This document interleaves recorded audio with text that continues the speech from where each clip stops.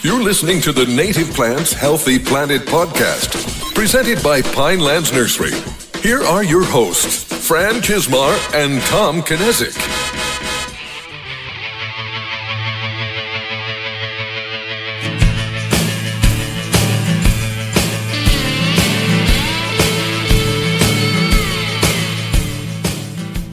Welcome back to The Buzz, brought to you by the Native Plants Healthy Planet podcast, presented by Pinelands Nursery. I am Fran Chismar. And I'm Tom Kinezic, and today we're buzzing into episode 192.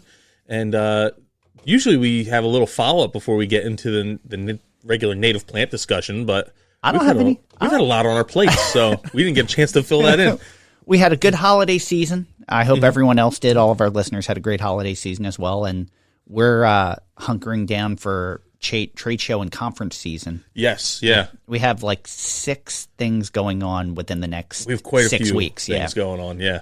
It's actually, this could be, it's not really follow up because this is happening somewhat in the past, somewhat in the future, right? Yeah. So when you're listening to this, there will be one thing done. Yeah, we will have just finished the Mid-Atlantic Nursery Trade Show, which is a giant behemoth of a trade show that's all primarily nurseries and greenhouse and affiliated things go there. That's in Baltimore, Maryland every year, and it has been. Last year I actually went around and I made a video of all the native plant producers that I liked. I was thinking about that. You never published it. I never posted it because I was like, I don't want people to be upset. That they weren't because, included. like I said, there's ones that I said, the ones that I liked. There's a handful of others that I don't want to say that we dislike them, but there's just there's no hatred or it's just that our philosophies don't align. Yeah, maybe that's the way. There's friendly competition that we have the same ideas and philosophies, and then there's some where it clashes a little bit. Yeah. We're friendly when we see each other, that's but we really just don't. Good way of putting it. Yeah. So I never posted it because I was like, I don't want to stir the pot. Although I guess I'm doing that right now. They're probably not listening. But I'm not naming names. So No. Where with the other one, I was kind of naming names. Of, hey, yeah. here's who I think is good. And then you have what was I going to say? 2 weeks we have. Oh, well, then I'm going to Utah. Oh, you're going to Utah. So this is actually something for. I'm looking for suggestions. You have if you listen when this comes out on Friday, you have 4 days to give me ideas. I'm going to Utah. I'm actually representing New Jersey at the American Farm Bureau convention, and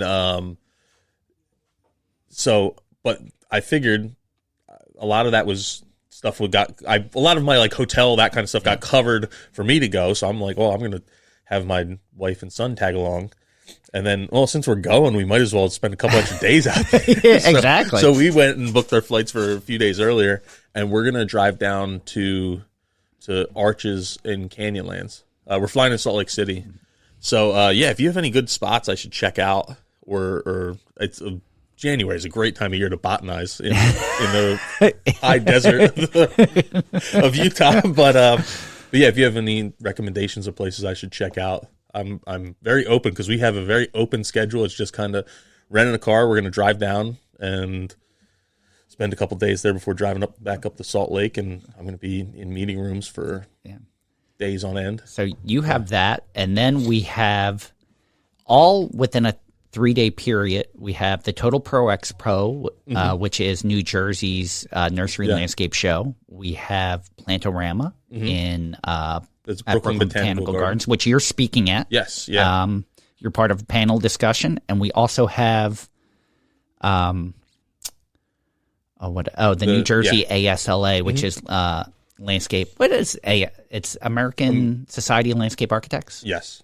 So we have that, the New Jersey chapter, and Tom and I are actually doing a live podcast at Total Pro, where we're going to be interviewing at least Steve Castorani from North Creek, and we're talking about American Beauties. Yeah. And we're going to play that that will be a podcast. That's going to be really so Steve with North Creek and then Mark Salou from Pride's Corner, they're the two of the founding members of the American Beauties native plant program that you'll see in a lot of garden centers.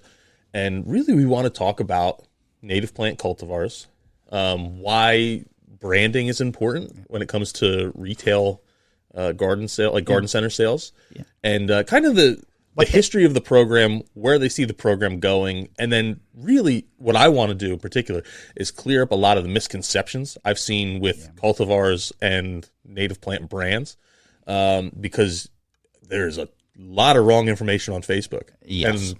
And I've had the privilege of knowing some of these folks and had it explained to me how some of these cultivars came about, and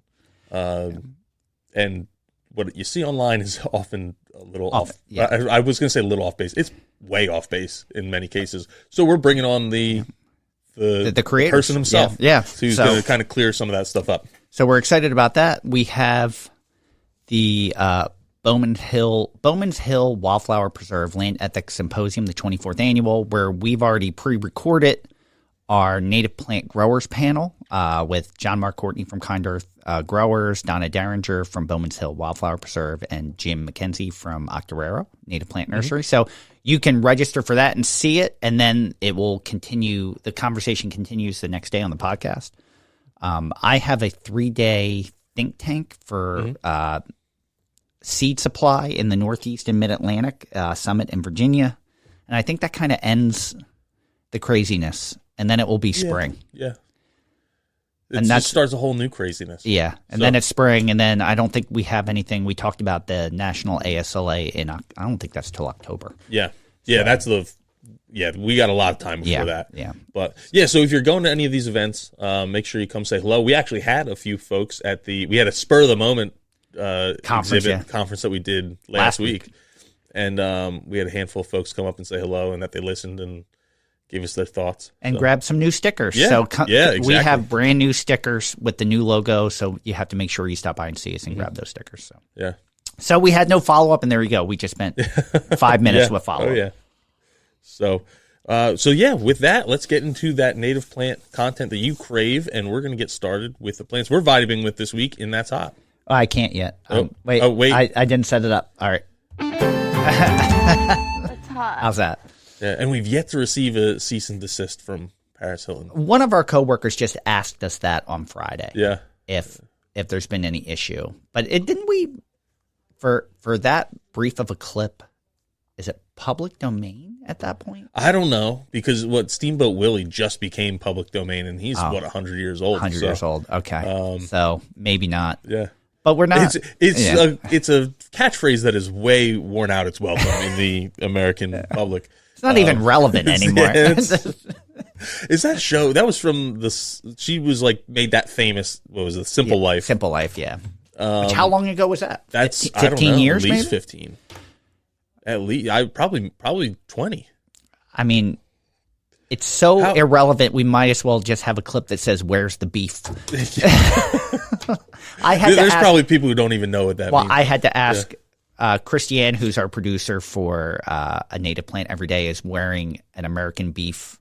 She's part of a farm family, and I'm like, "Are you old enough to know what "Where's the beef" means?" She goes, "Only from the movie Pixels." Like, I don't know. What's the movie Pixels? I think it's an Adam Sandler movie, but I don't know. But apparently they used the reference in the movie. Yeah. So well, I'm too old to know the movie Pixels, but old enough to know Where's the Beef. About a month ago, almost exactly a month ago, was the 20-year anniversary of The Simple Life, which is a reality TV show that ran for 5 seasons, starting on December 2nd, 2003, with Season 1, Episode 1, Rodeo versus Rodeo, a.k.a. by LA. So 20 years. 20 years. Wow. I'm doing the math right. That's because we just hit 2023. Yeah, that would be 20 years, right? We're coming. Yeah, so a little just celebrated its 20th anniversary. Wow. All right, now Something else. Yeah. Yeah. I can't believe it was on for 5 seasons. But all right, Fran, what is your plant that you're vibing with this week? So mine might be a little controversial, even though it is a native plant, because it's a native plant that not everyone thinks highly of because it tends to have an aggressive nature. But I find that important in certain conditions. So my plant is Typha latifolia, which is broadleaf cattail. And the information that I'm using is from wildflower.org, and I've included a lot because there's a lot of benefits, even though there are some things that are detractors. But it's native to most of the Americas, a stout stem perennial that can get 4 to 10 foot tall, often found in dense clumps, broad linear leaf blades. The dense brown cylindrical flowering spike persists through autumn before becoming a downy mass of white. This tall, stiff plant bears a yellowish, club-like spike of tiny male flowers extending directly above a brownish cylinder of female flowers. Cattails have a tendency to take over wetlands. They are easiest to control in a small pond or container, good for wetland gardens and habitats. Cattails are considered a sign of transitional environment because they grow where land is changing from wet to dry habitat, creating dense monocultures. Their aggressive behavior often requires management, much like weeds.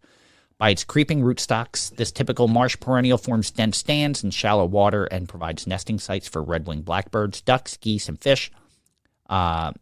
Muskrats and beavers enjoy the shoots and roots, while teal ducks, finches, and least bitterns eat the seed. Historically, many parts of the cattail have been eaten and used in a variety of ways. References to them appear in written records dating to the 1600s, and it's known they were found in caves in Ohio dating 800 to 1400 AD. The rootstock is mostly starch and edible. It was ground into meal by First Nations, and the early colonists also used it for food. The young shoots can be eaten like asparagus. The immature flower spikes can be boiled and eaten like corn on the cob.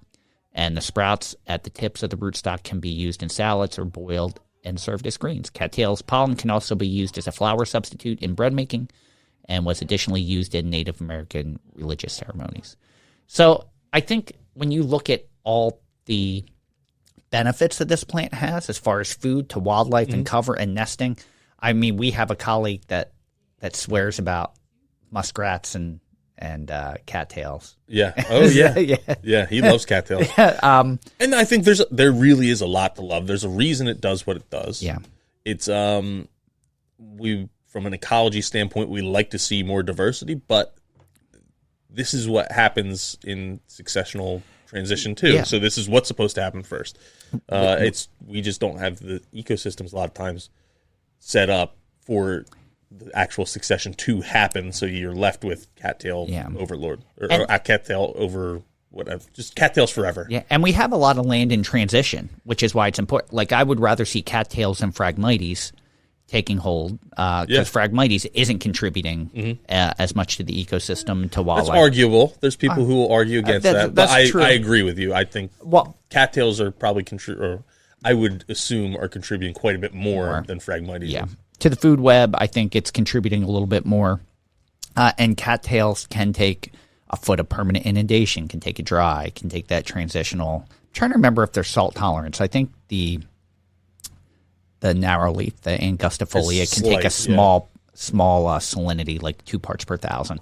So there's a lot of great benefits for humans and wildlife. Yeah.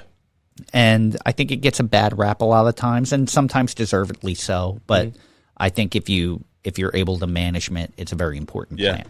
Now, did you eat the cattail shoots when I brought them in and I cooked them? I think I did. I don't remember who did. I think Christiane tried some. Maybe we have a lot. We don't have the most adventurous eaters in our office. No. Where I went and picked these, and they were probably a little bit past their peak. They were a little bit fatter than I would have liked them, but I cooked them like I didn't give them the care and preparation they deserved. I threw them in the microwave and then put a little bit of salt on them. And they still weren't bad by any means, but I've cooked them where I actually grill them with a little butter and salt on them, and they were really good. Like I wouldn't say it's like, oh man, this is 5-star restaurant, great. It's just like, but it was edible. It was a nice alternative, yeah. And it was kind of, I don't know, just had like a little more complexity. But yeah, it's I want to try some of the other preparations there, but don't eat the punks when they're just in full. Yeah, you've seen the videos of them where people are like biting into them and then they're choking almost to death. So yeah, something else. Yeah, don't do that. Yeah. But I'm also looking at the cattail pollen being used as a flour substitute. It's like, how many cattails would you need to make like a pound of flour? I don't know. That's a good question. Bit. But in dense stands, you can get a lot of punks. Oh yes, yeah.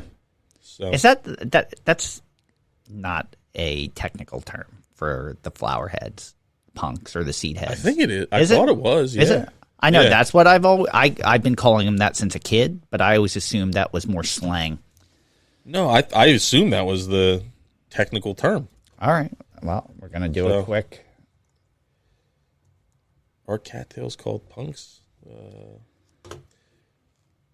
Once fertilized, the female flowers transform into the familiar brown cigars, also called candlewicks, punks, ducktails, or marsh beetles.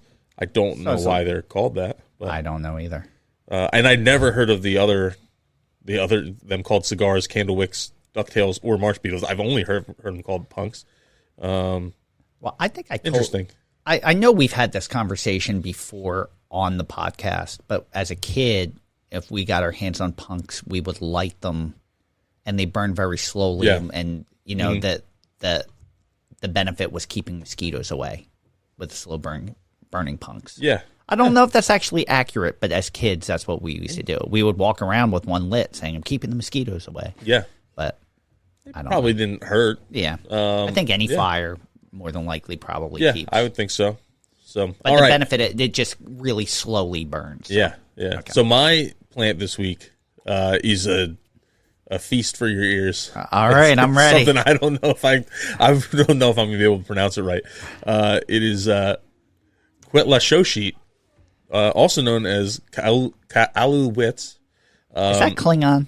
No, that is an Aztec and Mayan. Okay. And my plant this week is not necessarily native to North America, but it's native to, I guess, parts of North America, being southern Mexico, and right on the North America, Central America border. And it's more commonly known as the poinsettia. Oh, and very nice. This is something that's actually happening now. I just saw, I would have loved to do this for our buzz that was in between, or right around Christmas. However, I found out right after we recorded our episode for that time. So, of course. So I have, this is my plant this week, and I'll give you some details about it, and then my article actually goes more in depth on this subject and why I threw out those tongue twisters for names in the beginning. So the poinsettia is a commercially important flowering plant species of the diverse spurge family. Indigenous to Mexico and Central America, the poinsettia was first described by Europeans in 1834. It is particularly well known for its red and green foliage and is widely used in Christmas floral displays. It derives its common English name from Joel Roberts Poinsett, the first United States minister in Mexico, who is credited with introducing the plant to the U.S. in the 1820s. Poinsettias are shrubs or small trees with heights of 0.6 to 4 meters, which is 2 to 13 feet tall. And though often stated to be highly toxic, the poinsettia is not dangerous to pets or children. Exposure to the plant, even consumption, will most often result in no effect, though it can cause nausea, vomiting, or diarrhea. So, like many other plants, have you ever seen the poinsettia tree? I have not. No. It's pretty. The funny thing was, literally 2 weeks ago, Agatha and I had this conversation. We were Googling photos. I'm like, no, it's like a shrubby tree. Yeah. So. Yeah, and it doesn't typically bloom. I mean, it's forced to bloom at Christmas. Mm-hmm. Like, I think they start putting them in dark in October, and then like forcing in early winter so that they bloom, or you get that color at Christmas time. But that's not their natural. Yeah, well, I guess in Central America, before they were, but then they were. It does say they were propagated for a long time. A lot of it's in my artiel, so I don't want to spoil my article later. All but right. I thought it was kind of timely and it's interesting knowing. Knowing that plant, I assumed it had foreign origins, which in a way it does for New Jersey, or it does clearly for New Jersey, but it's not as far away as it could be from other places. And then two, I like knowing its common name from its traditional range. I think that's kind of neat. So. But I'll get in more of that in a couple minutes here. Awesome. So I'm pretty sure that most of you have had a poinsettia in your house at some point or another. And cattails are something you may or may not want to plant. So it's an interesting take on That's Hot this week. If you have the right conditions, if you're a listener and you're in southern North America and you have the right place, I'm sure you may already have a poinsettia tree. Or if you have a good condition where you can really keep cattail in check, I think it would be a very good Very good. We see them around our pond. I see blackbird, red-winged blackbirds on the stalks all the time, and it's one of my favorite things to see. So if you have the right area and you can add that to your property, please do. You ready for a little bit of this or that? This one's been a long time coming. Oh, yeah. We waited a while for this. Yeah, I think we did 188 was when we did this. So let's get into this or that. You can get with this or you can get with that. So I want to update because I wrote this in a while ago. I had myself winning 8-6, but I believe you did. I looked the other day. And I think it was 8-7 last time I looked, but I just want to do a very quick checkup. No, it's 8-6. Not a lot of votes considering. Yeah, we gave it an extra 2 weeks, but it was the holiday, and I know everyone's busy at that time of the year. So I did win 8-6. I'm going to choose to go first. By the way, our articles mine were birds and ag are vulnerable to heat, and your article was the fastest way to kill your lawn. So that was the follow-up on that. If you're okay with it, I'm going to go first. And I'm just looking to see. My article's 2 pages. It looks like yours is about 2 pages also. Mm-hmm. So if it becomes too much, give me like the cut it sign, and I'll cut it. So I did get this article. It was suggested by one of our listeners, Adam Lewis, and he had tweeted it to us. And it's called "Discovery Inside Unearthed Bottle Would Have Shocked the Scientists Who Buried It in 1879." This is by Kylie Martin. Originally was published in the Detroit Free Press, and then it was picked up, and it was also through the AP and was published in USA Today. In 1879, botanist William J. Beale filled 20 bottles with soil and seeds and buried them on what is now Michigan State University's campus grounds. In April 2021, the 16th bottle was unearthed and its seeds were planted. Now MSU scientists have discovered not all the seeds were quite what they seem to be. Despite being one of the oldest scientific experiments in the world, the Beale seed experiment continues to surprise researchers. More than 2 years after the latest dig, plant biologists used molecular genetic testing to find that one of the seeds was unknowingly a viable hybrid between 2 species, a discovery that would have shocked Beale, who buried the bottles decades before the world knew that DNA existed. Beale intended his experiment to examine seed longevity, how long seeds can remain dormant within soil and still sprout when exposed to favorable conditions. While Beale's original purpose still holds up, the experiment has become more relevant to ecology and evolutionary biology, particularly in conserving rare species as well as ecosystem restoration by preserving native species and ridding invasive species. In 1879, Beale was a botany professor at Michigan Agricultural College, which later became Michigan State University. Per MSU's land-grant agreement, Beale was on a mission to help farmers increase their crop production by eliminating weeds. In a time before herbicides and GMOs, Beale decided to conduct an experiment to investigate how long unwanted seeds can remain viable while buried deep within the soil. Beale filled 20 narrow-necked glass bottles with sandy soil and 50 seeds from 23 common weed species. He buried the 20 bottles in a line, upside down and open to protect the seeds from water while allowing them to experience other natural conditions like temperature and humidity. Then he recorded their secret location on a map so that he could return every 5 years to unearth one bottle and test the seed's viability by attempting to grow them. He continued the experiment this way until he retired in 1910 and decided to hand the top-secret experiment to another academic, MSU botany professor H.T. Darlington. In 1920, under Darlington's control, he decided to extend the interval from 5 years to 10 years between digs to help prolong the study. Most seed lost viability within the first 60 years of the experiment, but others like Verbascum blattaria, more commonly known as moth mullein, consistently persisted. In the time that the experiment was traded off to 3 other scientists, G.P. Steinbauer in 1960 and Drs. A. Kivelin and R.S. Bendersky from 1970 to 1980, the seeds still preserved. In 1980, the scientists decided to prolong the study once more with 20-year intervals between digs, lengthening the eventual end date when all bottles had been unearthed to 2100. By 2000, the experiment had fallen into the hands of MSU professor Jan Zivart and plant biologist and associate professor Frank Toluski. They repeated Beale's experiment per usual, dig up the 121-year-old bottle, plant the seeds and see whether they germinate, and germinate they did, except something didn't quite look right. Of the 1,150 seeds in the bottle, 25 seedlings of moth mullein germinated, but two of the plants looked a little odd to the scientists. They began to theorize that the plants were hybrids of two different species of mullein plants, but at the time, they didn't have the technology to confirm or deny it. In 2021, Taluski had become the leader of the experiment and recruited Associate Professor of Plant Biology David Lowery. Soon after, their team was joined by Assistant Professor Marjorie Weber, Associate Professor Lars Brudvig, and molecular biologist Margaret Fleming. The dig was supposed to have occurred in 2020, but due to complications from the coronavirus pandemic, the scientists chose to push the dig back a year to maintain the integrity of the experiment and being performed in a lab setting.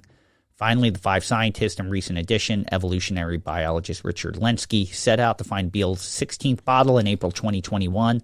They worked in the middle of the night under the shadow of darkness as to prevent other bottles being prematurely exposed to light and to maintain the secrecy of the bottles' locations.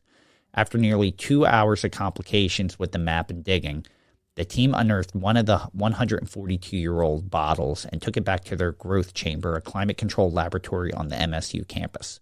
The contents of the bottles were spread out on a tray of a sterile potting soil, watered and left to grow. 7 days later, and much to the pleasant surprise of the scientists, moth mullein sprouts poked their leaves through the soil once again. As the 20 viable plants continued to grow, one began to look slightly different from the others, just as two did during the 2000 dig. Fleming was already conducting a secondary experiment on the seeds that didn't sprout to test their DNA and see just how dead they actually were. But using the same technology, they were able to sequence the plant's genomic DNA to finally confirm their species. They found that their thoughts in 2000 dig had been right. Each of the odd-looking plants were a hybrid between Verbascum blattaria or moth mullein and Verbascum thaspis, also called common mullein. The team went further to test two disparate plants that were saved from the 2000 dig and found that those two plants were the same Verbascum hybrids. In the 140 years plus since the experiment's start, the question of seed bank longevity has gained new relevance, including for rare species conservation and ecosystem restoration. For example, prairie plantings on former farmland, Brudvig said in a news release. Our findings help to inform which plant species like Verbascum might be problematic weeds for a restoration project like this, and which other species may not, depending on how long a field was farmed before being restored. The report of their most recent findings with the hybrid seeds was published to the American Journal of Botany in October 9th, 2023. Now with just 4 bottles left of the experiment, who knows what new findings and additional discoveries Beale seeds will bring. The Beale experiment will ultimately end when we run out of bottles, Lowery said in the news release. If seed germinates again from our next dig, we may need to consider extending the time between bottle extractions to every 30 years. It's still a little early to put it on my calendar, but I'm looking forward to seeing if we could take up any more seeds in 2040. So I didn't know an experiment like that existed, or someone had the actually foresight to do that. Yeah, exactly. And I love that they had the foresight to kind of, as they kept getting seeds germinating, to kind of prolong it. It's just interesting how long some of those seeds can literally remain viable in seed banks, and that they're, we always talk about, what's native, and you have things cross-hybridizing in nature anyway. Like, and we've talked about that, like for seed purity and things like that. Yeah. You want to keep. It's just interesting how long this has been going on and how we just I don't want to say overlook it, but we don't always put it in part of the equation. Yeah, definitely. And I get it. It's I think I've told this story before. Now this isn't 142 years. This is maybe 20 or 30 years.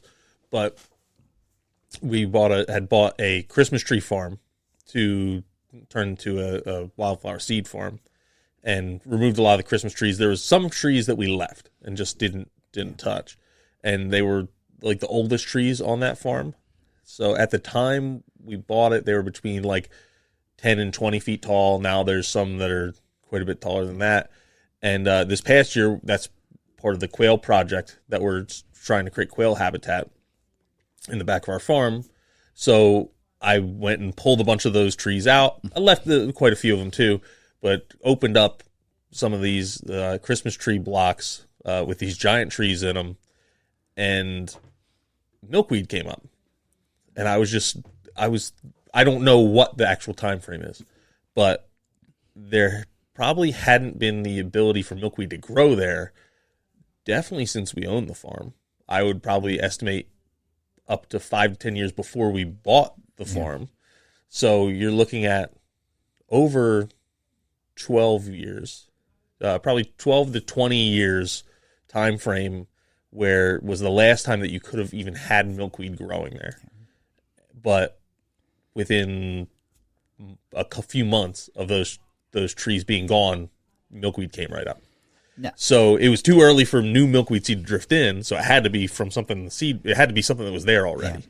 So that's just kind of shows that's a pretty impressive lifespan to me from a seed standpoint. That's something to last like 15, 20 year time frame. And that land had been farmed previously. Oh, yeah. Because it was a Christmas tree farm. They also did bare root seedlings. So I'm assuming before that block of Christmas trees maybe had been used for bare root. But it was an agricultural field before the previous owner bought it. Oh, yeah. Yeah. For hundreds of years. Yeah. So, hundreds of years. Hundreds of years. I think it was first farmed. The original owner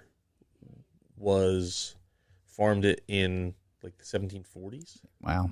So, or at least he owned it in the 1740s. I don't know when they actually started farming it. It's actually, I believe it was part of so there's Shreveport, Louisiana. This is like a little bit of our local history. Shreveport, Louisiana was named after a guy whose last name was Shreve, who helped with steamboat transportation on the Mississippi River. He was born in a house that was like across the street from our farm, and that his father was a officer in the French and Indian War and the Revolutionary War. Wow. Actually, he might not have been. He was definitely in the French and Indian War, but the house was built in 1742. So he was born, I think, post or around the Revolutionary War era in that house. Eventually moved to Louisiana, I think. Wow. And but that's why Shreveport, Louisiana is tied to Columbus, New Jersey. Wow. So I didn't know that. Yeah. And but I looking through the historical records, they had owned that whole parcel. Yeah. And was called Mount Pleasant, which is why I live on Mount Pleasant Road.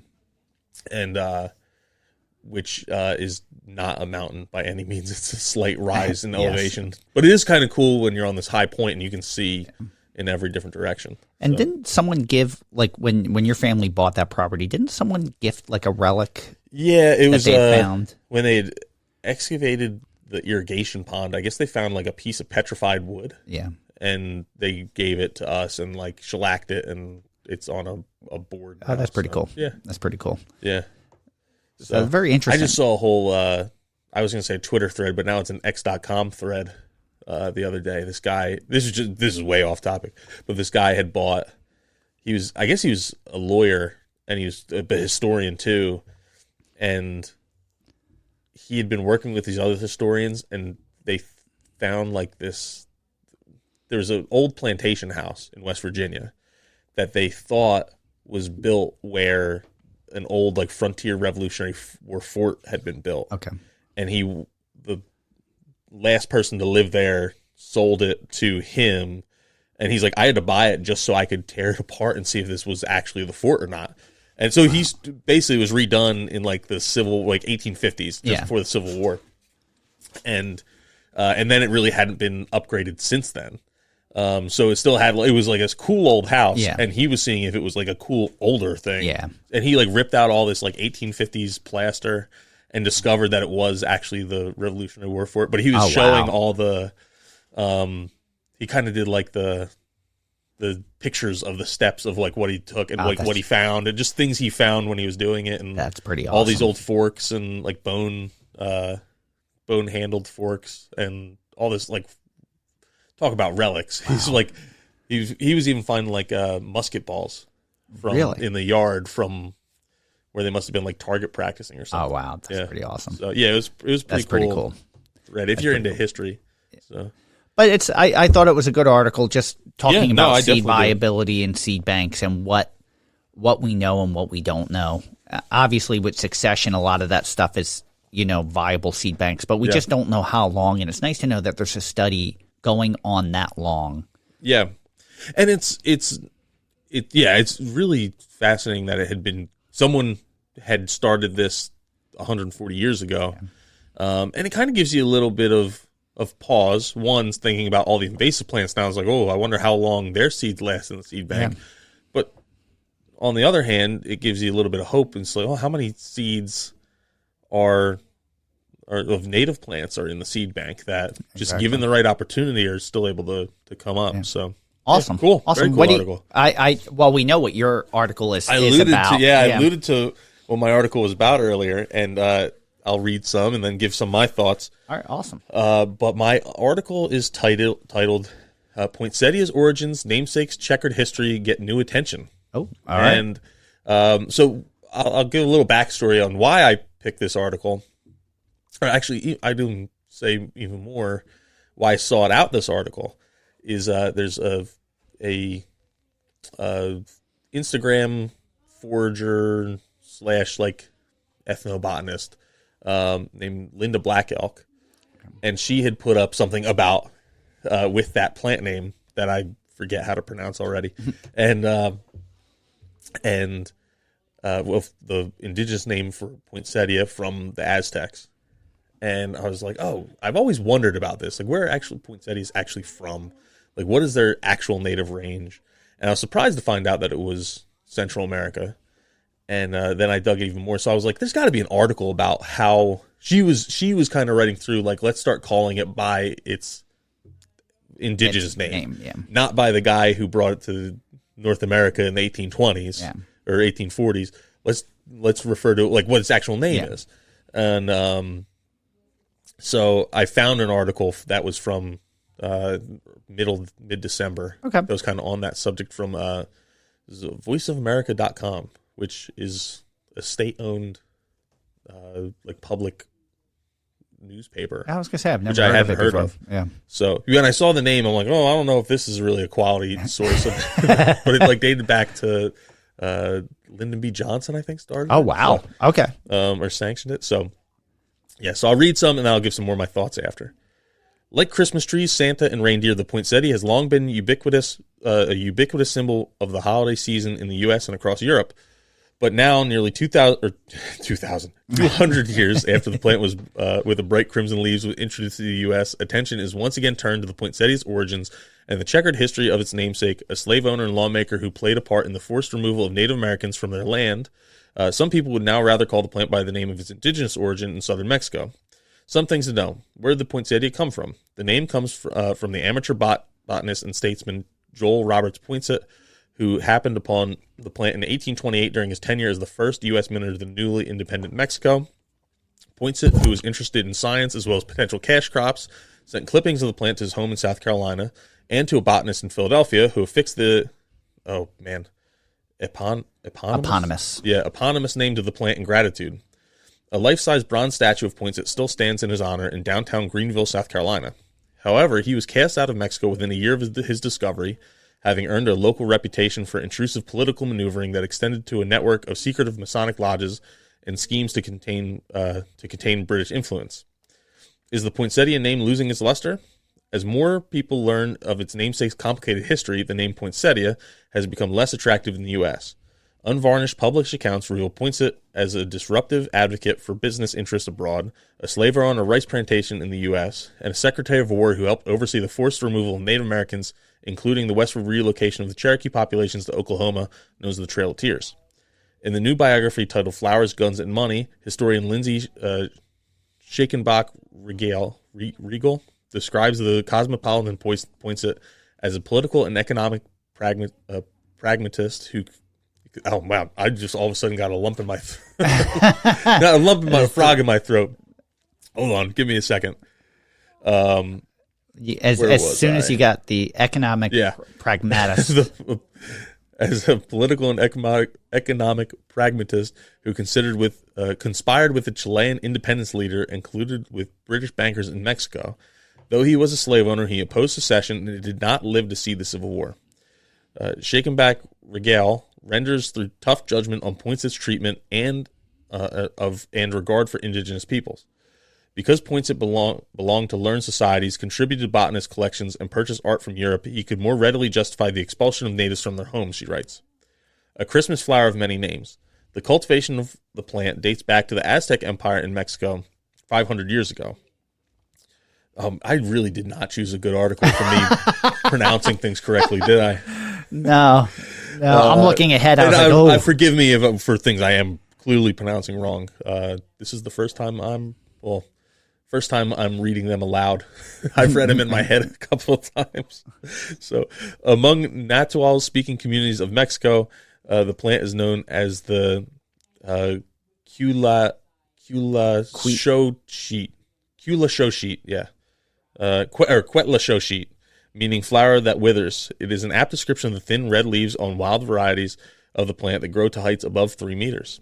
Year-end holiday markets in Latin America brim with a potted plant known in Spanish as the Flor de Nochebuena, or Flower of Christmas Eve, which is entwined with celebrations of the night before Christmas. The Nochebuena name is traced to early Franciscan friars who arrived from Spain in the 16th century. Spaniards once called it scarlet cloth. Additional nicknames abound: Santa Catarina in Mexico, Estrella Federal, or Federal Star in Argentina, and Penacho de Incan, or headdress in Peru. Ascribed in the 19th century, the Latin name Euphorbia pulcherrima means the most beautiful of a diverse genus with a milky sap of latex. So what is the preferred name? It's kwet-la-SHO-sheet, is winning over some enthusiasts among Mexican youths, including the diaspora in the U.S., according to Elena Jackson Abaran, a professor of Mexican history and global and intercultural studies at Miami University in Oxford, Ohio. I've seen a trend towards people openly saying, don't call this flower either poinsettia or Nochebuena. It's kwet-la-SHO-sheet. Yeah, kwet-la-SHO-sheet, said Jackson Albaran. There's going to be a big cohort of people who are like, who cares? Most ordinary people in Mexico never say poinsettia. They don't talk about poinsettia, according to Laura Trejo, a Mexican biologist who's leading studies of genetic history in the U.S. poinsettia. I feel like it's only the historians, the diplomats, and, well, the politicians who know the history of poinsettia, Trejo said. The Mexican roots of the U.S. poinsettias. Mexican biologists in recent years traced the genetic stock of the U.S. poinsettias to a wild plant in the Pacific coastal state of Guerrero, verifying lore that about poinsettia's pivotal encounter there. The scientists are also researching a rich, untapped diversity of other wild variants in efforts that may help guard against the poaching of the plants and theft of genetic information. The flower still grows wild along Mexico's Pacific coast and parts of Central America as far as Costa Rica. Trejo of the National Council of Science and Technology in the central state of... oh, my God. So I'm going to apologize again. I'm stumbling through parts of this. Tlaxcala, it's Tlaxcala, said some informal markets still sell sun kwet-la-SHO-sheet that resembles wild varieties alongside modern patented varieties. In her field research travels, Trejo's found households that preserve ancient traditions associated with the flower. It's clear to us that this plant, since the pre-Hispanic era, is a ceremonial plant, an offering, because it's still in our culture, in the interior of the country, to cut the flowers and take them to the altars, she said in Spanish. And this is the primarily associated with the maternal goddess, the Coatlicue, the Tunantzin, and the now Virgin Mary. A lasting figure in history. Regardless of his troubled history, Poinsettia's legacy as an explorer and collector continues to loom large. Some 1,800 meticulously tended poinsettias delivered in November and December from the greenhouses in Maryland to a long list of museums in Washington, D.C., affiliated with the Smithsonian Institution. A pink champagne cultivar adorns the National Portrait Gallery this year. Poinsettia's name may also live on for his connection to other areas of U.S. culture. He advocated for the establishment of the National Science Museum, and in part with his efforts, a fortune bequeathed by British scientist James Smithson was used to underwrite the creation of the Smithsonian Institution. Wow, so, that's a mouthful. Yeah, sorry for a lot of mispronunciations and all that there. I'm wondering if the Philadelphia botanist that he gave one to was James Bartram. Yeah, I was kind of wondering who it might be too, but that would make sense. James Bartram did his expositions down into Georgia and South Carolina, so that they probably crossed paths. Yeah, so it's I really liked this. I do really like to get into history, especially like American history and pre-colonial history. And this is kind of a little bit of both, but it's such a common flower. It's one I've really kind of grown to dislike because I just feel like it's so overused. But it seems like it was traditionally overused in a sense. I don't want to say overused, but it's traditionally used as well, which makes me rethink some of my thoughts on it. But it's I really just I agree with part of this saying, like, you look at a lot of the invasive species out there that people love, like burning bush and tree of heaven and those kind of things. They have these really like sexy names, and they have names where they came from that I think are fitting in their own way. And I think, this is something maybe we should be calling it by its real name, not to necessarily to knock on points it, but because it had such a long history before that. Yeah. So we're naming something that has thousands of years of history and being like a treasured plant, and then just an American guy comes along and we name it after him. But I'm sure you could say that for a lot of our local native plants, without a doubt. Yeah. Oh, I would say most of them. Yeah. Well, Franklinia is after Benjamin Franklin. And, and I'm sure it was around for it was a lot of Maha, because I think it was found along the Maha River. So, and there's like with Jeffersonii. I can't remember what plant it is that has that epithet after it for Thomas Jefferson. I mean, it just seemed like it's no different than putting your flag on a piece of land and saying, I claim this, by putting your name on a plant, like I found this. Yeah. You weren't the one that found it. You were the one that just brought it to a different audience. Yeah. So I think it's I think it could be a really interesting and it could also be a very controversial thing, but I think it could, by talking more about its Aztec name, could raise a really cool question in around the holiday season, and kwet-la-SHO-sheet. I think, is that it? Kwet-la-SHO-sheet. Kwet-la-SHO-sheet. I don't know why I had such a hard time pronouncing it every time I saw it. It's a hard name to remember. Yeah, it's spelled differently than how it sounds, which I think is a lot of it. So I really like this whole path that I went down.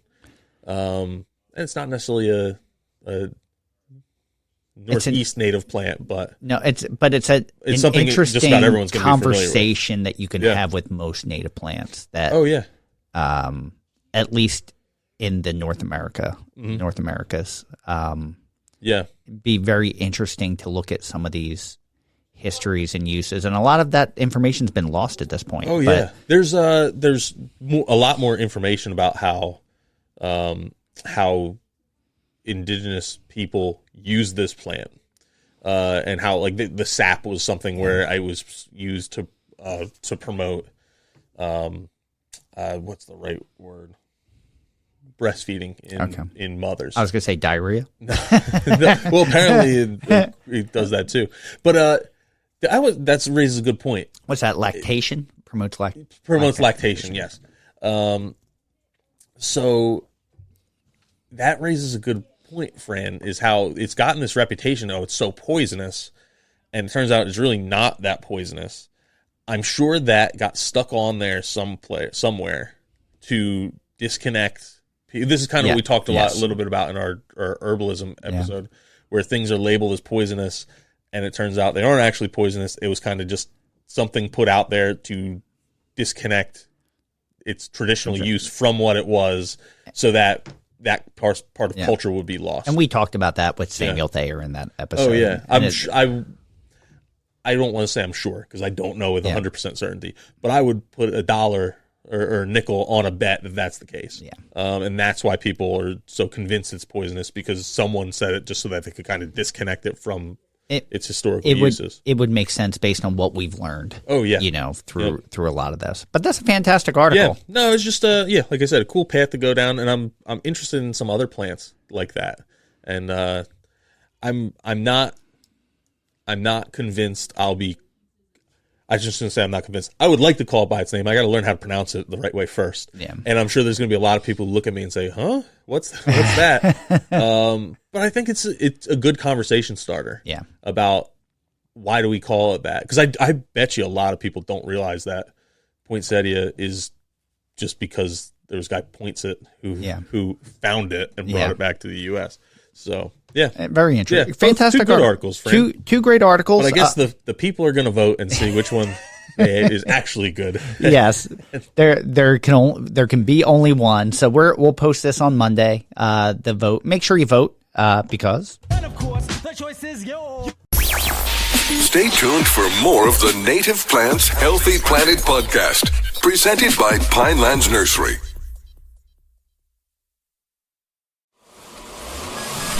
Welcome back to the Native Plants Healthy Planet podcast, presented by Pinelands Nursery.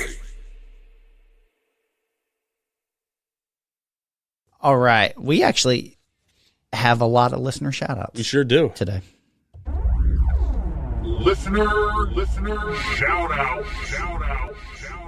Now I have one and you have a lot, but I can actually contribute along with yours. Yeah. So, but mine would be to Cynthia Bonds through our Native Plants Healthy Planet Facebook group. I had posed a question over the new year: how many people have listened to every episode? Because when you go back in the catalog, now that we're at 192 episodes, that some of the earlier episodes, there's episodes that haven't hit 1,000. Downloads. And Cynthia said she had listened through almost multiple times. There may have been a couple episodes she skipped, but she has not so much listened through once, but listened through multiple times. Actually, we've had a couple this week. We've had a lot of our listeners reach out via email who have said they've listened to every episode and listened from the beginning, but they're not part of the Facebook group or they hadn't contacted us before. So it's nice to hear from those people, just knowing that they're out there and they're fans, and whether it's good feedback or negative feedback, it's still nice to get. Yeah, so definitely. We appreciate all of you. Thank you.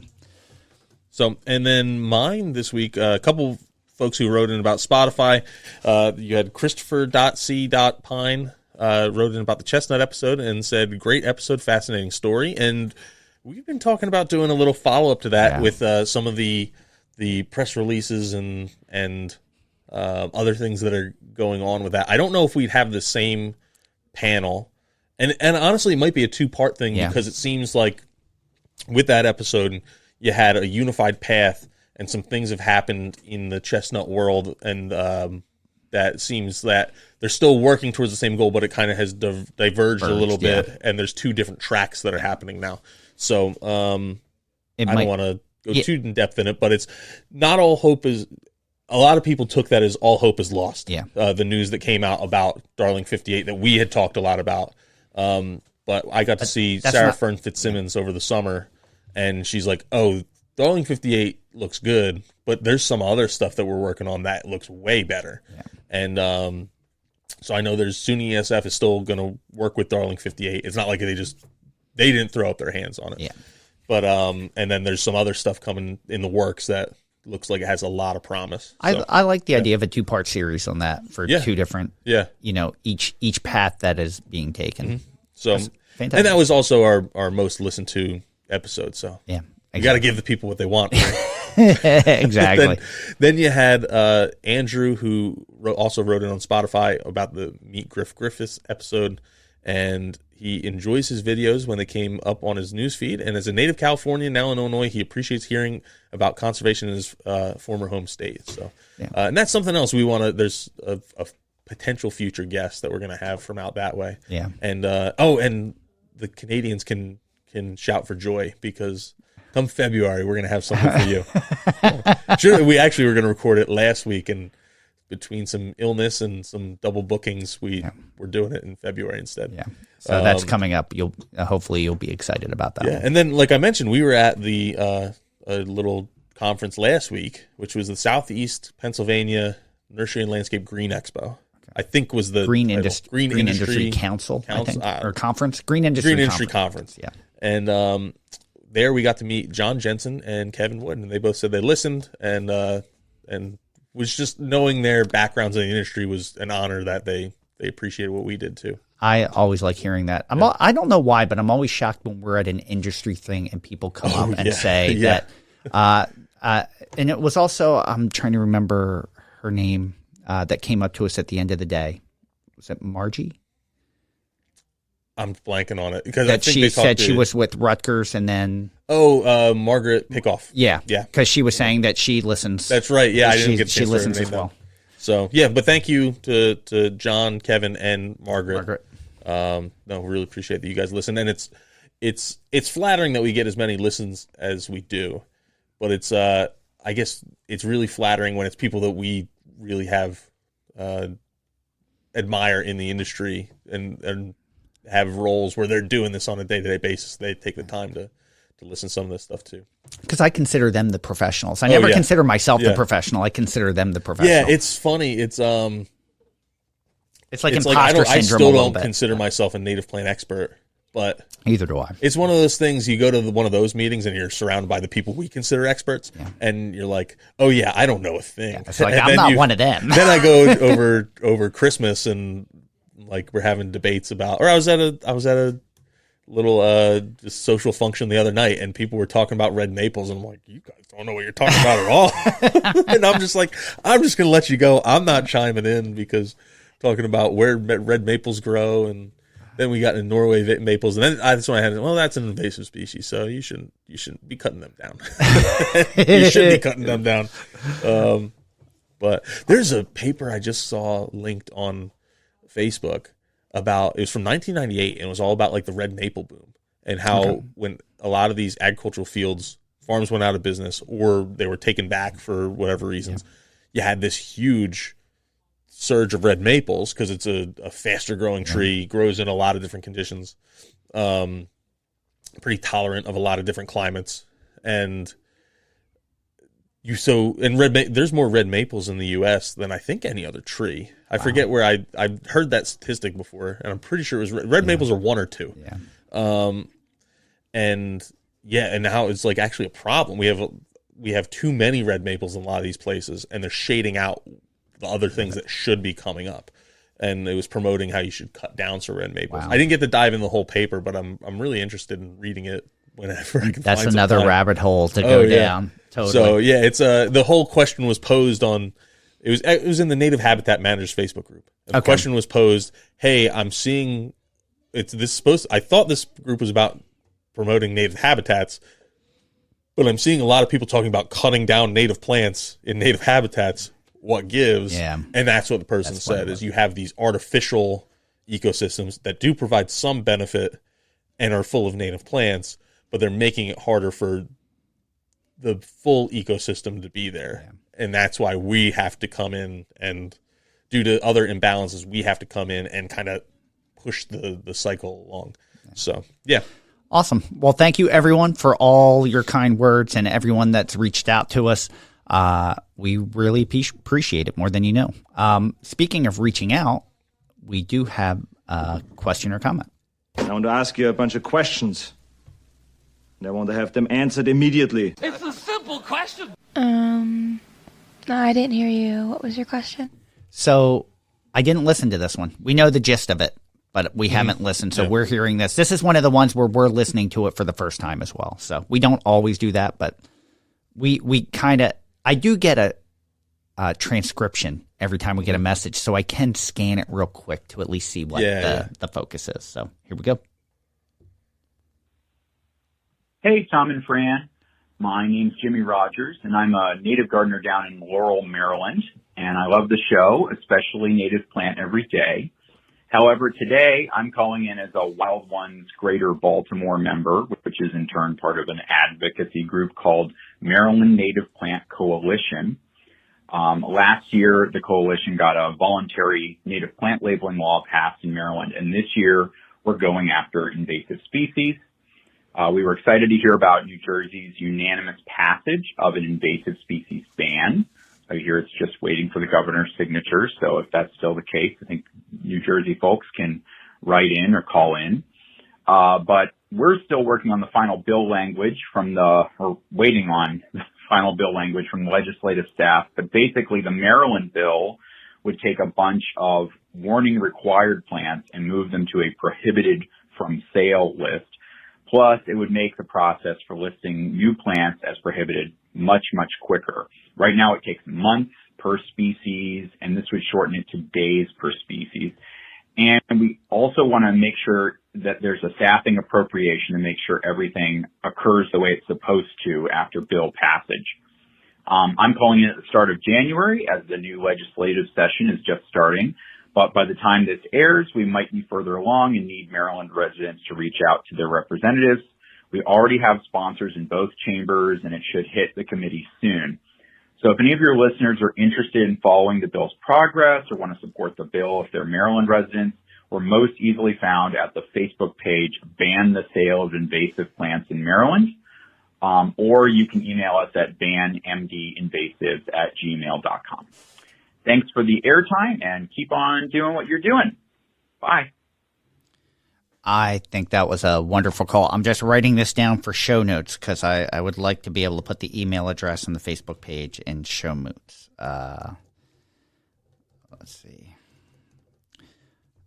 So, Jimmy, thank you so much. He had messaged us earlier in reference to this, and we thought it would be a great idea for him to reach out directly and give the information. And it's exciting to hear that these laws don't just get passed and let go, that they need to be reworked a little bit as things change. Because had the New Jersey invasive plant bill been passed originally, 20 years ago when your father was on the board, it would look a lot differently today than it would have been 20 years ago.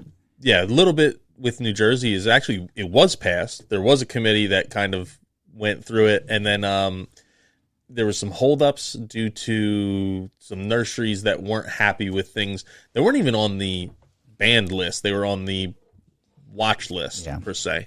And then it got held up enough that there was a change in governor, and then the new governor he came in. Well, Chris Christie came in saying, hey, I'm cutting the fat. We got to get rid of things that are costing us money that shouldn't cost us money. And he took a thing that was all volunteer based and really didn't cost any money and said, let's get rid of it, along with many, many other things. But so and this was better for the nursery industry and the environment, because you had a list of plants, things to target, and you had a process. Got tossed. Now 2023 comes, it's just passes on the governor's desk still, I believe. And it's now, instead of a list of 10 plants, it's a list of 23 plants. And the nurseries are a lot of nurseries are really upset. Most of them are saying, hey, we kind of knew this was coming eventually. Just look around at all these other states. And then there's some that somehow were still surprised. But it's a good thing. It's still a great thing for the environment. I think it's friendly to the nursery industry. Most nurseries are on board with it and want to move forward. It gives them an opportunity. One of our friends, Fran used to work with for a long time, and I've gotten to know over the last couple of years, basically said, hey, if something like this means I can then coach my customers into what I want them to buy, and I can especially do it if it's a native plant, I'd love to sell more native plants. Yeah. But if people aren't coming to buy them, I'm not going to grow them. Yeah. But he's like really excited by this, saying, hey, I can coach them into what I want, and a lot of times I can do that with a native plant, which is easier for me to get. I know where to buy them. And a lot of times they're easier to grow. Yeah, and they're easier to grow. So it's he's excited. A lot of the nurseries, I think, are or at least more business-minded nurseries are really excited about this, the potential here, not looking at it and say, oh, this is a giant loss. Yeah. It's interesting to see that in Maryland. I guess, it's if you're in Maryland, now's a good time to get on board, join the Facebook group. They'll kind of keep you in the loop. Their Facebook group, they'll keep you in the loop of where you should be. And the sale of invasives in Maryland, if I wrote it down correctly. So then there'll be a call to action when the time is right for those kind of things. So awesome. I think it's great. And then there's only going to be a handful of states after that don't have any sort of legislation around this topic. Do you know what they are? I do not. I've been trying to look for a list, and then I was just thinking, I'm like, maybe I'm the one who should be making the list and with dates and all that. It's pretty hard to find all that information. Yeah. It's not that widely publicized. And then a lot of it comes down to the enforcement. Yeah. Is it actually enforced, or is it just a feel good regulation? Yeah.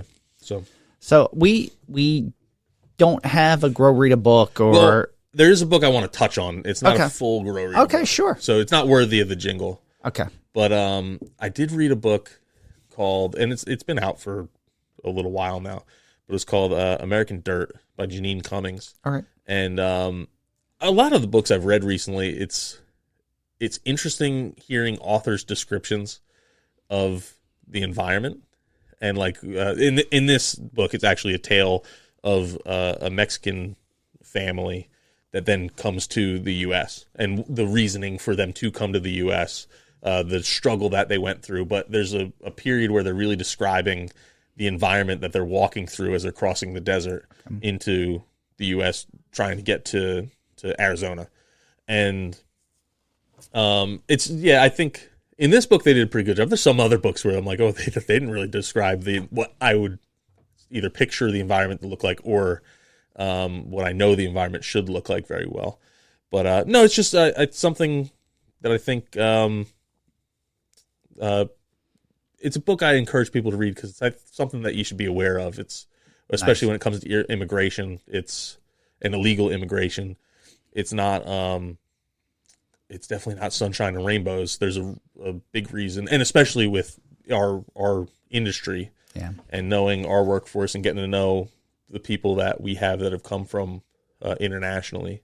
They didn't leave necessarily because they wanted to. It was there a lot of times were forced to because of cartel violence, gang violence. Sometimes it's as simple as just there's no work, but a lot of times it's a much harsher reason, and we kind of take it for granted. Yeah. Now I don't know if I don't know what the answer is, but it's just a interesting book to kind of put some things in perspective. I may actually pick up that Flower, Guns, and Money book. I was thinking that too. That sounds pretty neat. I actually, none of them are podcast related, but I read 2.5 books over the break. Mm-hmm. And now that I'm back into a reading kick, I was just thinking, I was like, that sounds like a book I would like to read. Yeah. So. Yeah, no, it's definitely interesting. Like I said, it's not, I don't, over the broader subject of legal immigration, I don't know what the answer is. And I don't even know if I really have a strong opinion necessarily one way or the other. Knowing people that have come here even just legally, what they're coming from. Yeah. And we hear it. We hear it all the time. Yeah. Well, one of the things is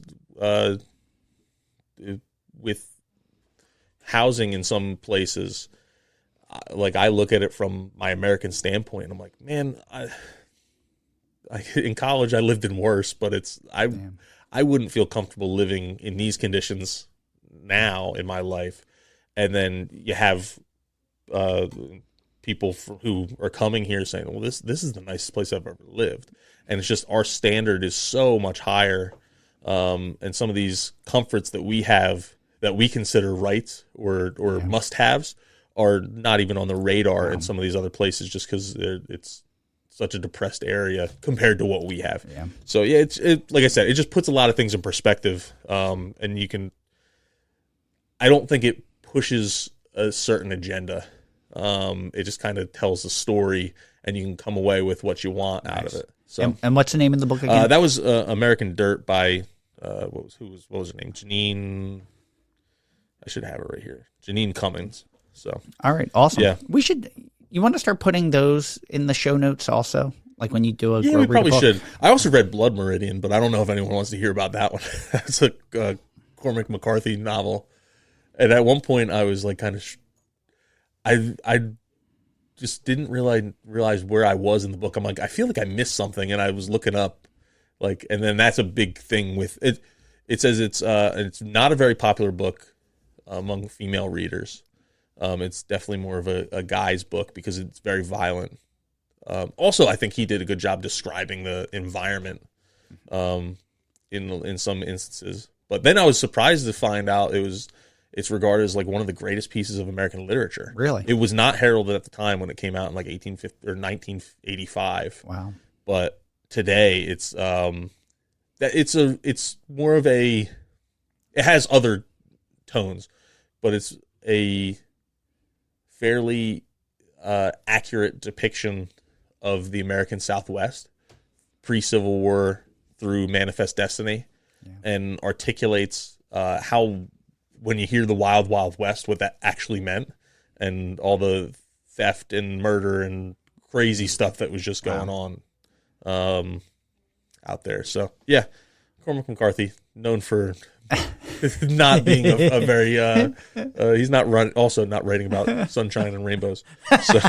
And unicorns. Yeah, so for topic, it's kind of a topic and it's somewhat follow up, but we wanted to just touch on last week's episode 191 on Journey into Herbalism, because we have gotten a lot of feedback from our listeners, and it seems that some people really enjoyed it. Some people felt it lacked some scientific and that was actually, or that it wasn't really native plant based at all. When Fran Fran, you ask this question a lot. I don't know if you realize this, but when we're done an episode, and it's especially when it's like a new guest, someone we haven't really interacted with outside of email, Fran will finish, and then we'll say our goodbyes. The person hangs up, and he's like, "Well, Tom, what'd you think?"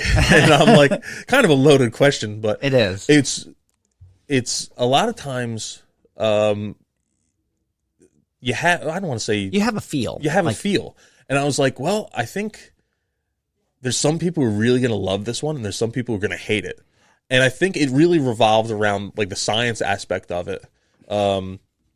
And I think it was a really good primer. Yeah. It's hey, this is a thing. My big takeaway is, where can we learn more? Yeah, where can we learn more? Because there's so many of these plants, kind of like we talked about with poinsettias, and I brought up during the episode with, what did Native Americans use? They weren't relying on basil and rosemary. They didn't have those things. They were using something to season their food. So what are there are things here, and I think there's a crossover that's just starting to happen between this the whole herbalism idea and foraging and native plants, and it's just starting to intersect now. Yeah. So that's kind of where we wanted to go with it, is find that intersection and kind of figure out where it is. I think because the topic was a little more controversial to some of our listeners, where I think had, in a perfect world, had the conversation been a little more science-based and a little bit more focused on native plants, I think it would have gone a lot way. Because some people view herbalism the same way as they view, I don't know, like Eastern medicine. Yeah. It's kind of like, well, show me the facts. This is, and we got sent a lot of papers with saying this isn't true. And I agree with everything that was said to us. I don't disagree with you at all. I think this was a good primer. I think we can revisit it again at another point and have it a little more in depth. I would be really excited to take that next step. Yeah, me too. And so, because I'm really in the, hey, show me the science behind this. Yeah. But kind of, again, going back to the poinsettia article, is like there's so many things that we've proven to be toxic, and it's a reason to detach things from our not from our history, but from Native American history. No. And so I think any kind of emerging field, and I hate to call it an emerging field because it's been around for a long time, but it's starting to become more popular. Yeah. There's the people who are, it's happening with native plants. There's people who are in native plants that because they see dollar signs, and then there's the people who are in native plants because they believe in what it does. Yeah. And you'll often have claims. That was a good email we got about another claim. I don't know if I don't want to get into that, but you have claims about what things can do, and it's not really proven. And there may be some validity there, but sometimes it's just a claim to get money in and product out. So, and I'm not saying that's what our guest was doing. No, that's just no, something that's happening, and I think that's turning some people off to the topic. And you're looking at where we are, our status quo, and this is something new. And sometimes there's research done just to say, hey, we need to get rid of this something new. And based on experiences, the people that reached out to us had legitimate concerns. Without a doubt, we're not disqualifying that at all. Here's what I'm proud about. We were able to bring a topic that some people liked, some people didn't like, and sparked a lot of conversation. And it's sparking a lot of people to do more research and look into it a little bit more. It is on the fringe of what we do, but if the conversation's right, it does factor into what we do. Last night, I had a cup of elderberry and echinacea herbal tea. So it does somewhat cross over. We need to have the next conversation about it. I think it definitely crosses over. Yeah, it's like it's where that crossover is. Yeah. And I think it probably isn't formed yet where it's like an all native herbalism with the research behind it. I just don't think it exists yet. Yeah. So I don't know. I don't know. But we listen and we heard you. Yeah, and we appreciate all the positive and the negative feedback on it. And I think I don't know, I feel like we did our job. Because we presented something that was controversial to some people, loved by others, and it's bringing out all this conversation and research and feedback, which is fantastic. So it reminds me a lot of my arguments with my brother, and I reference my brother in that, because he does it on his own. He doesn't really have any or much research on it, but he's like, oh yeah, no, I heard this, I saw this, I read this, and he's like all bought in.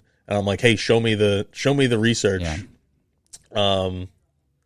But yeah, I think it's kind of like that. But yeah, it's just I think the research is there, and you got to find it, or it's coming. Yeah. And I think it's somewhere. Yeah, there's an in between. Yeah. There's that crossroads, and that's what I'm interested to see where that is. We touched on a little bit, like nettles being an antihistamine, like things like that. Like we touched on it briefly, but there was someone. Was it Santino brought up on the Facebook group about Salix? Yeah, and it's like, oh yeah, that would be a cool deep dive where the Salix has the I'm blanking on I am too. What's in aspirin?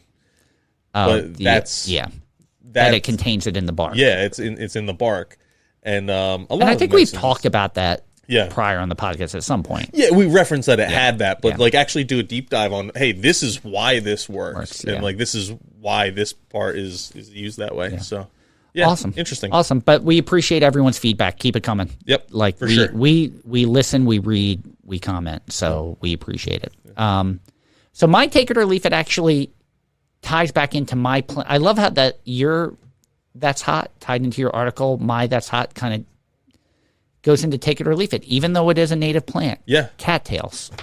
A lot of people won't use this plant, won't plant this plant, and they have a very negative feeling about it. I tried to highlight some of the positives, right? And we say it all the time, right plant, right place. But how do you feel if you're doing a restoration, do you need to use cattails? Sometimes, for me, no. I don't think you need to use them because I think they're going to pop up on their own. That's true too. And sorry, Fran, I know you try and sell cattails, but I think a lot of times with cattails, they're going to get there on their own, and you don't necessarily need to use them. And sometimes by using them, you can create a bigger issue for your desired goal. I don't think it's necessarily a bad thing for the wetland you've created. But you're trying to make it, a lot of times you're trying to have that happy place where it looks nice, it has some flowers in it, and then it also functions. The cattails allow it to mostly function, maybe not exactly how it was designed to function, but it loses a lot of that value. And then you have the general public kind of looks at it and says, I don't really like those. So I have to be honest, where we sell it, it gets used for very specific instances that other plants won't survive. So it will get used for, there's a lot of sewage phytoremediation uses for it, and we see it all the time. The other one being,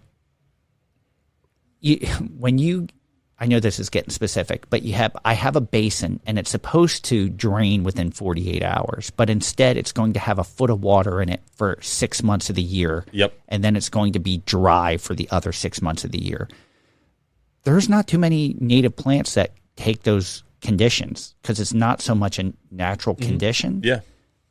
Cattails are the one plant that if you're trying to establish something and use something native that has benefits, it's one of the few plants that will live in those harsher conditions. Yeah, that for sure. Are a little bit more unnatural. So in a normal restoration, am I speccing it? I don't think I am, because I agree with you. There's certain things like sweet gum are going to volunteer in, cattails are going to volunteer in. You don't necessarily have to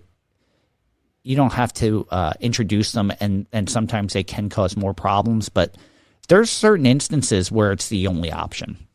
Yeah, I think it's use it where that's what you have to use. Yeah. And places where you don't have to use it, expect them to show up. Yes. So, yeah.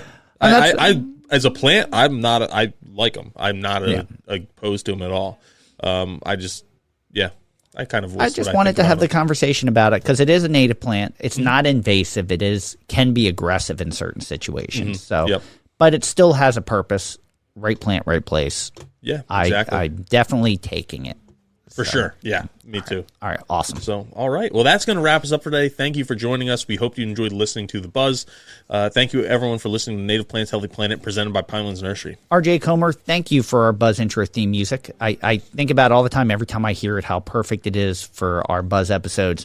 Make sure you stream or buy RJ's music wherever you consume your music, or check out his Americana playlist on Pandora.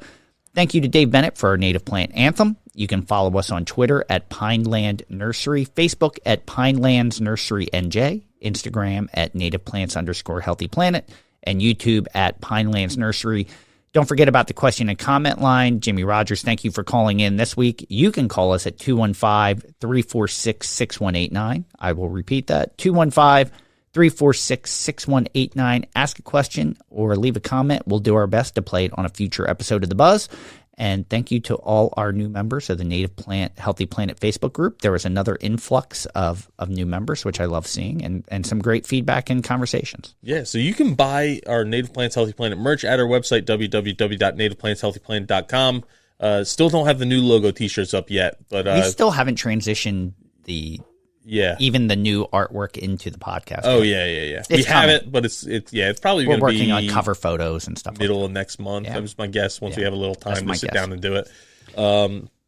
But you can still support organizations you know and love by going to the top that page and click here for t-shirts, and it'll take you to our Teespring store. I saw a couple of them got given as Christmas gifts. I love seeing that. Yeah. And if you haven't already, please subscribe and leave a 5-star review for our podcast wherever you listen. If you're able to subscribe, whether it's Apple Podcasts, Spotify, Google Podcasts, iHeartRadio, any of those. Podchaser, like all those. So all those, if you can subscribe, that does us a big favor. And then if you leave a 5-star review on Apple Podcasts, you get a shout out on our Buzz episodes. So awesome. Yeah. Do you have a secret plan? I don't, but I have a question. Okay. Maybe we can use it instead of a secret. Yeah. So Jamie brought up that he was a fan of Native Plant Every Day, and we're already mid-January. Oh, I know. And we just outlined our schedule today. How are we going to fit it in? Yeah, I figured that's a February problem, not a January problem. It's kind of how I was thinking about things. But just even the February schedule, we're kind of crazy. At some point, I'm not saying it's going away, but I don't know when we're going to do it. It's written. Yeah. For the most part, we just have to sit down. I also was thinking about that. Yeah, but I love doing it. We're going to try to do it. It just, if it doesn't come out at the same time this year, please don't be discouraged. We're working our hardest to make it work. Yeah, for sure. So awesome. Did you have a secret that you wanted to? No, not in particular. Only thing I was going to say is my son had a very unique Christmas. This is the first year he really asked for something from Santa, and we're doing Santa Claus in our house, and because he had a very unique request for Santa Claus. He wanted a red skeleton Jack from like the night. He loves The Nightmare Before Christmas, so he wanted a red skeleton Jack robot. And we're saying, man, Santa might have a really hard time finding that. And he's like, well, Santa Claus is magic, so he's gonna make it. Wow. He's got a workshop. Does that even exist? He'll be able to do it. Does that exist? Oh, yes, they sure do. They do? Yeah. Yeah, really? Santa brought him one. So. Oh, really? Yeah. Okay, so he did get one. Yeah, he did get one. I'll show you a picture. All right. Was he excited? He tells everyone. Wow. Well, except you. He didn't tell you because he didn't want to talk to you. But it takes him a little bit to warm up. Yes, he did get Santa brought him a red skeleton Jack robot, and Santa Claus is magic because I don't know how he comes up with these things, but he was able to do it. So, do you have? I don't know if we have ever talked about this. Can we go in depth on Santa Claus? Like, we should say if you have kids listening, maybe steer them away from the conversation. Yeah, I was wondering about that. We're going to talk some. Yeah, and we're going to talk. That's a good thing. We're going to talk some share some of Santa Claus secrets. Yeah. So if you're a child, you get out of here. Get out. You're not allowed to hear this, or you're getting nothing next year. So one of the conversations I had. Maybe you should give a little pause. Right. Let him actually leave the room here. I caught my cup. Did it spill? No. Oh, okay. No, good. we're good. Good. Yeah, that was our little. See, there you go. Maybe that's a sign. Yeah. So one of the conversations I would have with my kids, because they were very cognizant of what other kids got for Christmas, and they're like, "Well, I asked for this, and Santa didn't bring me it, and I was good, but other kids got this." So we're trying to impress, like, cost. So I don't know how I thought up with this, but on the fly, I went with, Santa and his workshop make all the toys, but he still, he doesn't get paid for any of this. So parents still supply the money for the toys that Santa brings. So I'm like, and some parents have more money than other parents to give Santa to make the toys to bring. Yeah. So I'm like, that family had more money to give to Santa for the toys. I'm like, we're still subsidizing Santa. Yeah. He's doing all the work, but we're subsidizing it. And we just didn't have the money that other families had to bring a Mustang convertible for Christmas. Yeah. It's that's one of our things too is Santa brings you one modest thing that you want. Yeah. And because he is magic and he can make crazy things. Yes. But where was I going with that? One thing my son did notice is that Santa used the same wrapping paper that my wife and I used for his gifts last year. Oh. So Santa. Wow. So yes, we had to break to him that sometimes, like, because wrapping paper can be really fragile. You've thrown a big bag, it may rip, and then you can't deliver a gift with ripped wrapping paper. Yeah. So sometimes on the gifts that might get like bounced around a little bit, we leave the wrapping paper out for Santa Claus so that he doesn't have to wrap it in North Pole. He could do it. He can come to our house and wrap the gift, so he doesn't have to worry about it getting damaged on the way. It's just something nice we do for him. That's quick thinking. Yeah. Yeah. Or you leave it out in case a package gets ripped on the way that he can change it out real quick. And so I like that. Yeah, but other than that, Christmas was good for my little boy. Oh, so awesome. It was the first 3.5 first year he was like really into it. Yeah. And it was last year he's 2.5 and he like opened one thing. I want to play with this the rest of the day. This year he's like, I want to see everything I got. Well, one of the things we did when the kids were that age, Santa always put one present together under the tree. Mm-hmm. So when they came out, they had something to play with while mommy and daddy were putting all the other toys together. Yeah. So it gave us a few breathing minutes where they had something to do while you're tearing your hair out trying to put the rest of the things together. There you go.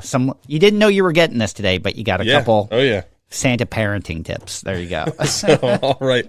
Well, with that, everyone, thank you again. I'm Tom. And I am Fran. Thanks again, everyone. Coming up, we're still talking about what next week's episode is going to be. So we have 2 ideas. You'll find out when we find out next week. But make sure you stay tuned for next week, and we'll see you again next time. And until then, keep it native.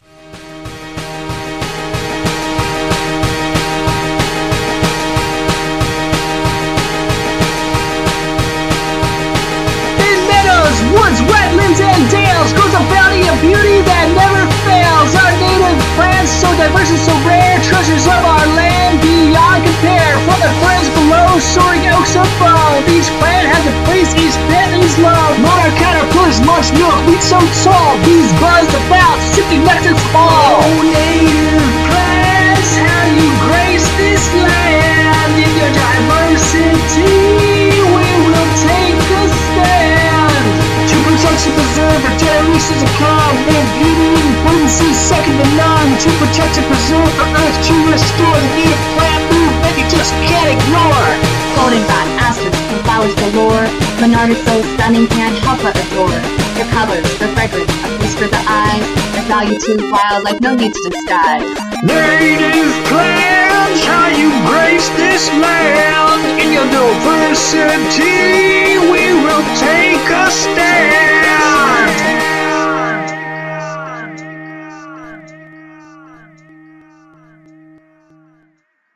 Thank you for listening to the Native Plants Healthy Planet podcast, presented by Pinelands Nursery. Remember to like, share, follow, and comment.